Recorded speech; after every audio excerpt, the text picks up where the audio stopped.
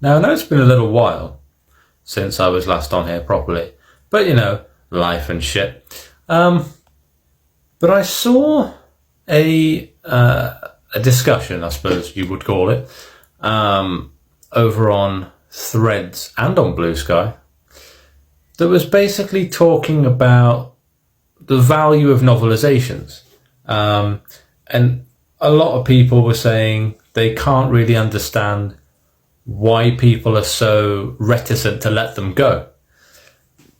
You know, like it's an old-fashioned thing, it's a bygone thing. Nobody does it anymore, nobody reads them anymore. And it got me annoyed a little bit. And then I thought about it. And you know when you watch a scary movie, say, and let's take, for example, I don't know, The Omen, the original Omen. If you watch that now, it's laughable.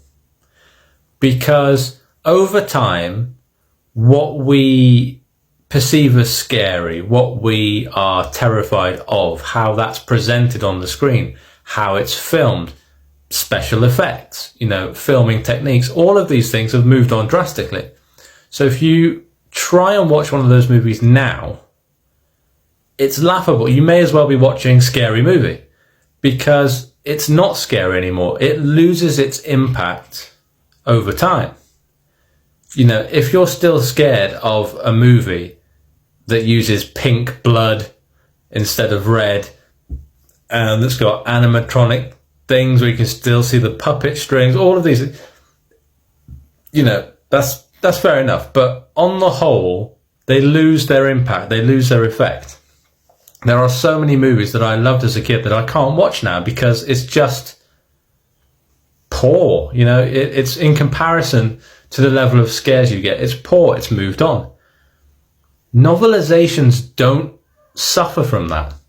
So when a book is novelized, well, a movie is novelized, the feel of that movie is encaptured within the pages.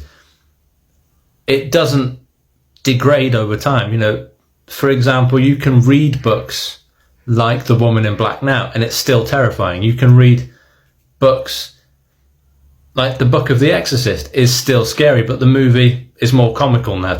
Certainly for me, if I go and watch a head spinning around us, I'm like, yeah, that's just laughable now. But the books keep the essence of the fear, of the endangerment, of the atmosphere, the suspense. They keep that. It doesn't waver over time. And you also have the additional material because, of course, novelizations are based on the screenplays and not on the movie itself. So you get extra scenes, you get more character development, you get all these extra little nuggets that you don't get in the movies. So when you think about how movies move on and you think, yeah, I can't watch that anymore because it's too laughable, it's not believable anymore. See if there's a novelization, because it's a completely different thing. And the best two people that I've come across that do novelizations are obviously Christian Francis, who is rapidly becoming the king of novelizations for me, and one that he put me onto, Alan Dean Foster. I have not yet read a novelization better than anything either of those two have written.